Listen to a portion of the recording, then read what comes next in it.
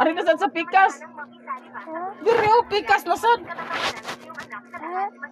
Ari bare, ari na sad o. Diha, pikas. Diha.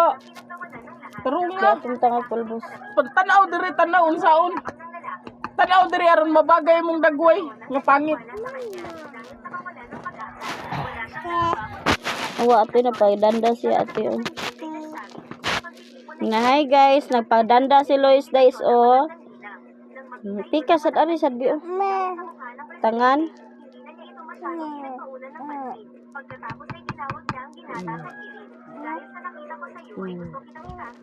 Ari sad oh pikas. Oh ana pikas. Na agtang sad bi.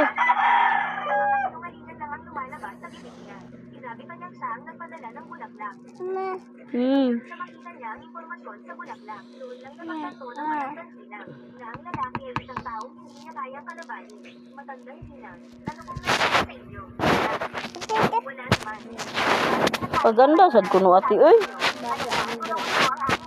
Pagwapahan gani kang Lois no.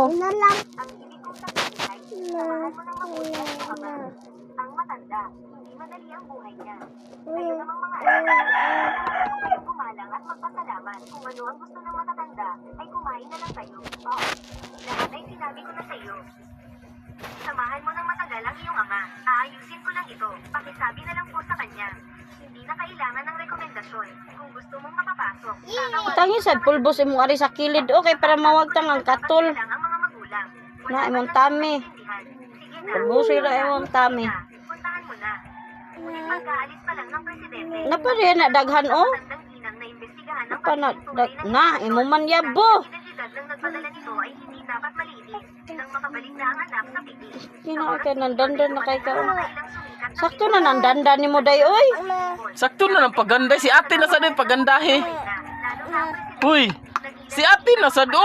Pagandaha sad na si ate. Ay, sige lag ikaw magpaganda. Imong ate di. Gusto siya, aayusin na niya ang pakikipag- Tawga si ate na ganda tate. Huwag na po kayong magsalita. Tawga sa ate oy. Ako ay isang business queen. Sa buhay, Tawga sa ate. ang mahalaga ay ang pagiging makatwiran. Dara si ate yun. Atubang na si ate oh. Na kung bagay ba Uy, ito?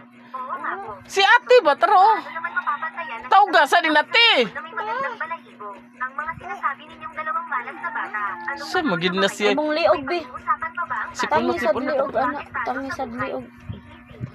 kahit nakaraniwan lang ang kalagayan. Pero ang anak kong si How, Mama na sad. Pagandahi si mama day. siya mapagsabi Pagandaha si mama day. dito. Pulbusi si mama day.